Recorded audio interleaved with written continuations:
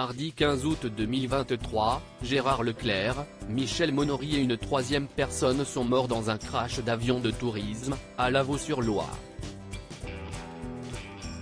Le lendemain, le fils de la fille de l'ancien ministre et président du Sénat René Monory s'est exprimé auprès de la Nouvelle République.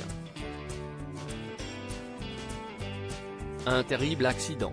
Mardi 15 août 2023, Gérard Leclerc, Michel Monory et une troisième personne dont l'identité n'a pas été dévoilée publiquement sont morts dans un crash d'avion de tourisme, à Lavaux-sur-Loire. Si de nombreuses personnalités ont rendu hommage à l'éditorialiste politique de CNU, le fils de Michel Monory s'est également exprimé. Après l'annonce officielle de la mort de sa mère, c'est auprès de la Nouvelle République que Clovis Maillet a déclaré avec poésie « Je me dis qu'elle est partie en plein vol, ça lui ressemble tellement », avant d'ajouter « Je lui ai envoyé des photos des enfants, j'ai essayé de l'appeler, et j'étais surpris qu'elle ne réponde pas. Elle était très connectée sur les réseaux, toujours son téléphone à la main. »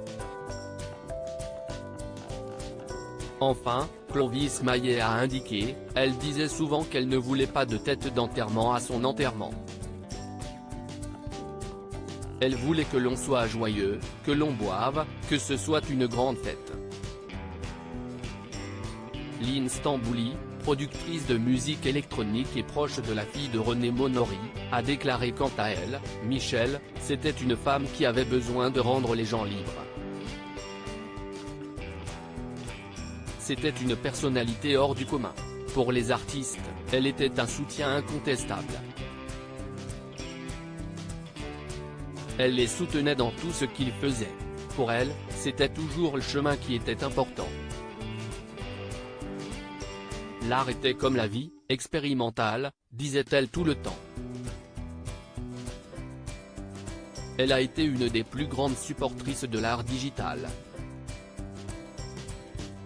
Émue, celle-ci a ajouté, elle projetait tout le temps sur ses murs des œuvres.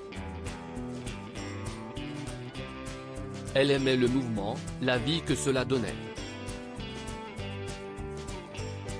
Elle disait que l'on pouvait changer de cadre et de support à l'infini, que l'art digital, c'était le mouvement et Michel, c'était ça. C'était le mouvement infini.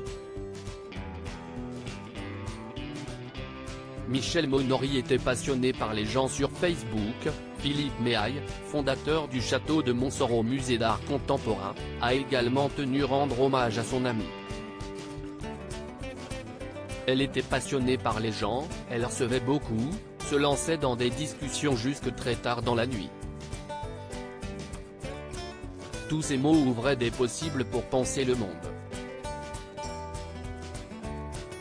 C'était toujours très jovial et festif mais aussi très engagé, a-t-il écrit.